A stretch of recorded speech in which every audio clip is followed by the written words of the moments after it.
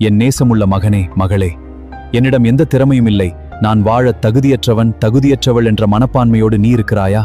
அப்படியானால் உன்னோடு நான் பேச விரும்புகிறேன். நான் சொல்லப்போகும் இந்த செய்தியை கவனமாக கேள். என்னை உன சொந்த இரட்சகராக ஏற்றுக்கொண்டு பரிசுத்த ஆவியானவருக்கு இடம் கொடுத்தவர்களுக்கு 9 வரங்களை நான் கொடுக்கிறேன். ஒரு சாதாரணமான வாழ்க்கையை வாழ்வதற்காக நான் உன்னை அழைக்கவில்லை. என் மகனே, என் மகளே, உனக்காக நான் வைத்திருப்பது பரம அழைப்பு. பரிசுத்த ஆவியானவரை ஏற்றுக்கொண்டவர்களிடத்தில் செயல்படும் வரங்கள் என்னவென்று அறிந்திருக்கிறாயா?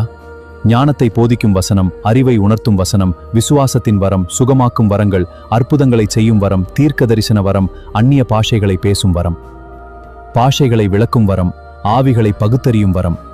ஆவியின் வரங்கள் உன் வாழ்க்கையில செயல்படும் போது எல்லோருக்கும் நீ வித்தியாசமானவனாகவும் வித்தியாசமானவளாகவும் தெரிவாய்.